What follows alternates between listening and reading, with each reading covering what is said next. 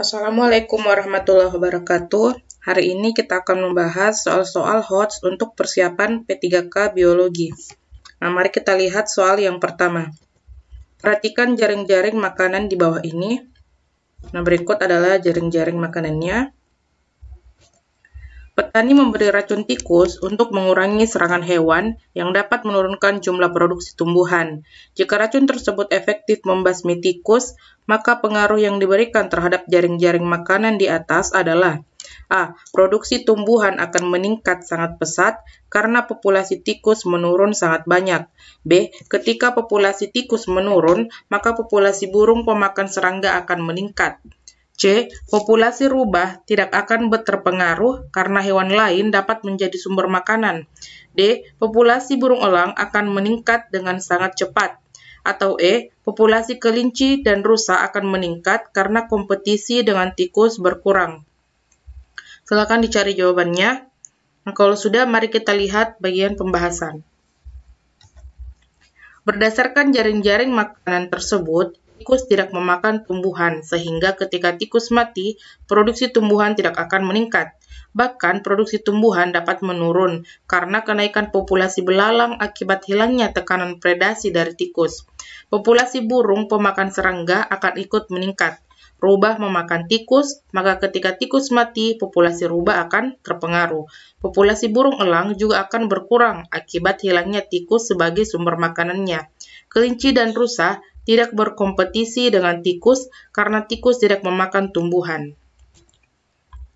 Nah, jadi jawaban yang tepat adalah bagian B. Ketika populasi tikus menurun, maka populasi burung pemakan serangga akan meningkat. Mari kita melanjutkan nomor selanjutnya. Akibat kekeringan yang panjang dan aktivitas manusia, kebakaran hutan sering terjadi akhir-akhir ini.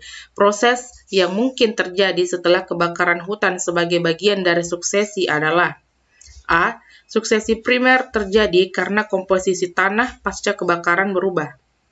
B. Setelah kebakaran, lumut kerak akan banyak ditemukan sebagai jenis-jenis pionir pada suksesi primer. C. Tumbuhan dengan bentuk herba tidak berkayu dan toleran terhadap cahaya matahari tinggi akan mendominasi pada awal suksesi. D. Biji-bijian dari pohon yang ada di hutan tersebut tidak akan berkecambah karena habis terbakar. Atau bagian E, pada tahap awal suksesi, pohon akan tumbuh dengan baik karena cahaya matahari sangat banyak. Nah, kira-kira apa jawaban dari nomor 2? Nah, kalau sudah dijawab, mari kita lihat pembahasan. Salah satu ciri suksesi primer adalah tidak adanya tanah. Kebakaran saja tidak akan menyebabkan hilangnya tanah dari area yang terbakar. Ciri lain dari suksesi primer adalah kemunculan lumut kerak sebagai pionir atau perintis, pembentuk substrat tanah sehingga organisme-organisme lain bisa hidup. Dalam kasus ini, kebakaran akan menyebabkan hutan menjadi lahan terbuka, memiliki keterdedahan atau exposure yang tinggi terhadap cahaya matahari. Tumbuhan yang akan dominan di daerah ini adalah yang toleran terhadap cahaya matahari. Biasanya, kelompok tumbuhan ini bukan merupakan pohon, melainkan herba seperti rumput. Selain itu, beberapa jenis tumbuhan dapat beradaptasi terhadap api. Biji dari tumbuhan tersebut bahkan baru dapat berkecambah setelah distimulasi oleh api ataupun asap. Jika tidak tertutup kemungkinan bahwa biji-bijian dari sebagian pohon yang ada di hutan yang terbakar tersebut tetap bisa berkecambah. Oke, jadi jawaban yang cocok untuk soal nomor 2 adalah E. Tumbuhan dengan bentuk herba atau tidak berkayu dan toleran terhadap cahaya matahari tinggi akan mendominasi pada awal suksesi. Oke, selanjutnya kita masuk pada nomor 3. Keanekaragaman bioma yang ada di bumi terjadi karena faktor-faktor di bawah ini. Apakah A. Suhu dan kelembaban? B. Curah hujan dan tipe tanah? C. Suhu dan intensitas cahaya? D. Curah hujan dan suhu? Atau E. Kelembaban dan curah hujan? Jadi jawabannya adalah, silakan dicari. Kalau sudah, mari kita lihat pembahasan. Faktor yang berpengaruh secara signifikan terhadap keanekaragaman bioma di darat maupun laut adalah iklim. Komponen dari iklim adalah suhu, curah hujan, sinar matahari, dan angin. Jadi jawaban untuk nomor 3 adalah D, curah hujan dan suhu. Baiklah, kita masuk pada soal nomor 4. Aliran energi dalam suatu ekosistem terjadi seperti gambar di bawah ini. Nah, berikut adalah gambar aliran energinya, mulai dari produsen, kemudian konsumen primer, konsumen sekunder, dan konsumen tersier. Kalau bisa dilihat di sini, energi pada produsen itu dimulai dari angka 10.000 kilokalori. Oke, baiklah, mari kita lihat soalnya.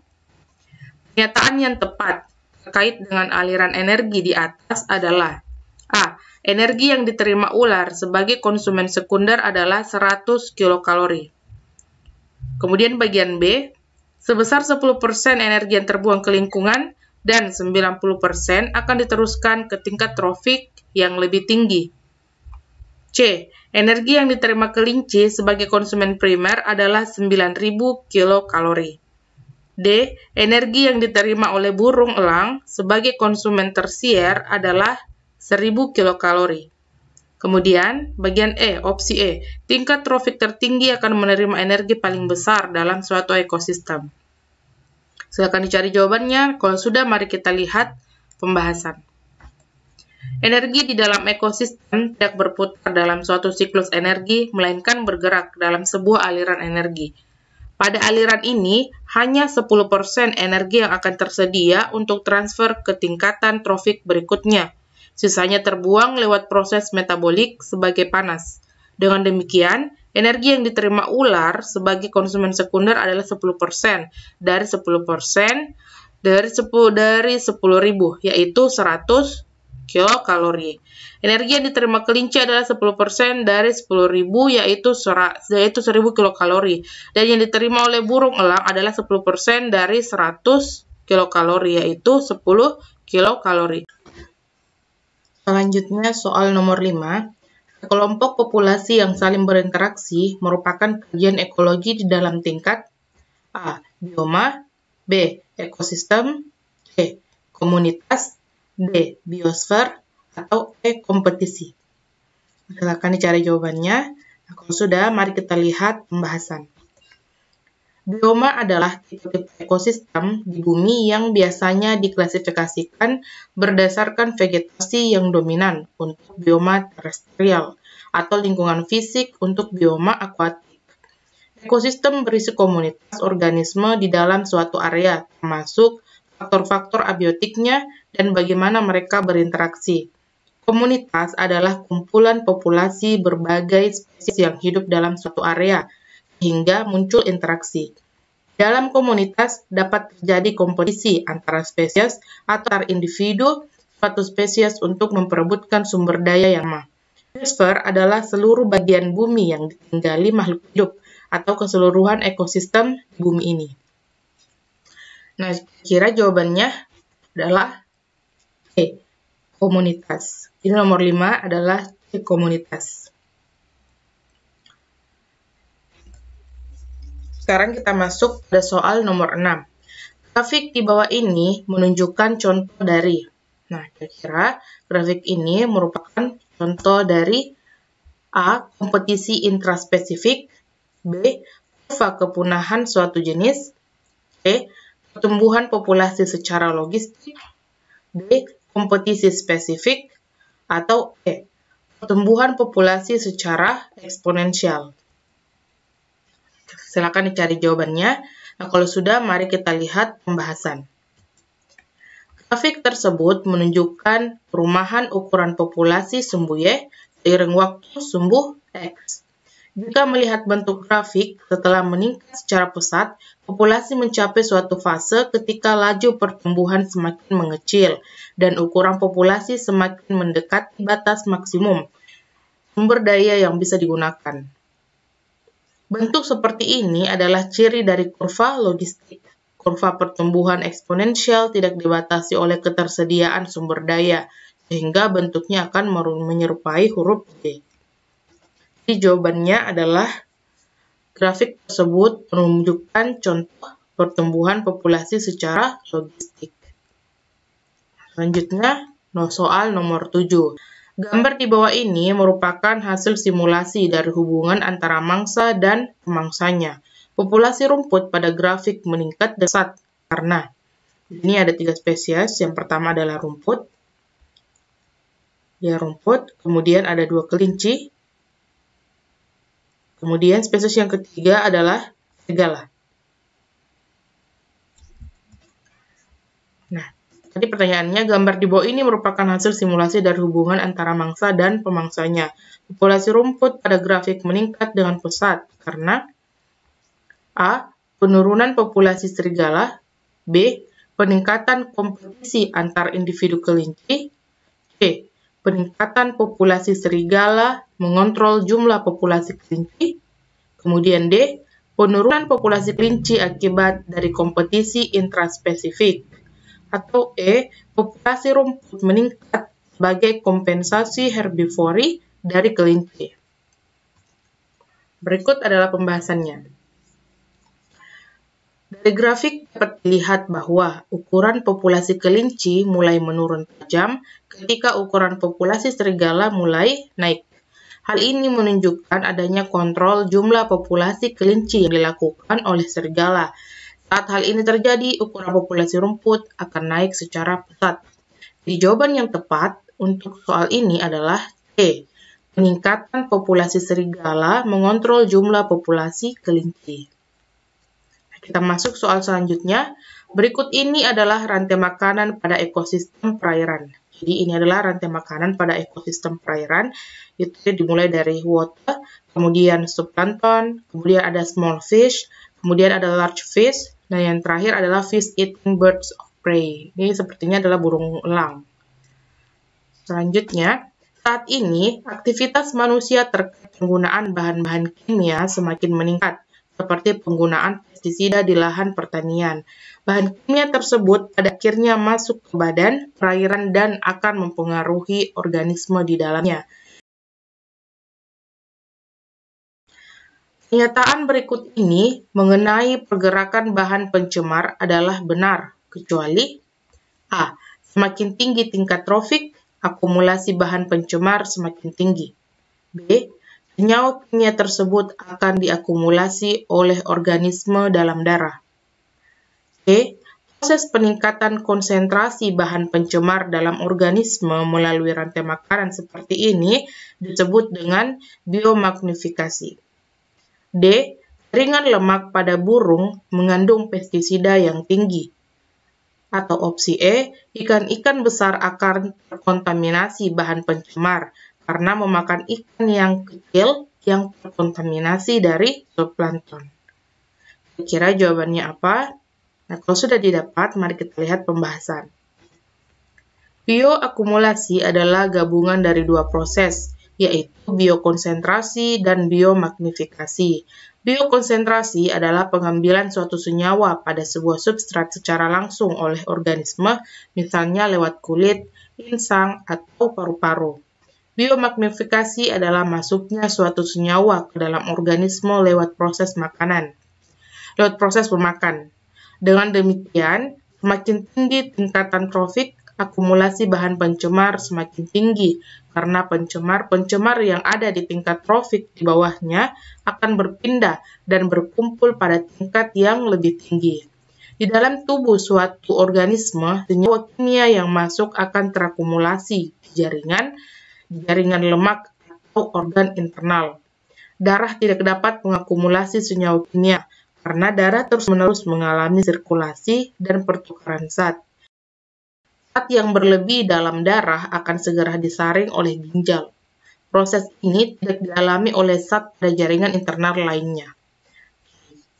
Jadi dari pembahasan ini, jawaban yang tepat terhadap pernyataan mengenai pergerakan bahan pencemar adalah benar, kecuali bagian B. Senyawa kimia tersebut akan diakumulasi oleh organisme dalam darah. Jawabannya adalah B ya. Masuk pada soal nomor 9. Jika suatu populasi menunjukkan pola pertumbuhan seperti berikut ini, maka pernyataan yang benar adalah, ini adalah populasinya, sumbu Y adalah populasi, sumbu X adalah waktu. Nah, jika suatu populasi menunjukkan pola tersebut, maka pernyataan yang benar A. Jadi kepunahan suatu jenis. B. Suatu populasi berada pada carrying capacity. C. Laju kelahiran sama dengan laju kematian, tidak terdapat perpindahan individu. D. Laju reproduksi setiap individu sama. Atau E. Laju kelahiran dan imigrasi sama dengan laju kematian dan imigrasi. Mari kita lihat pembahasannya. Pada grafik, ukuran populasi tetap konstan seiring berjalannya waktu. Hal ini menunjukkan bahwa laju pertambahan dan laju pengurangan anggota populasi adalah sama.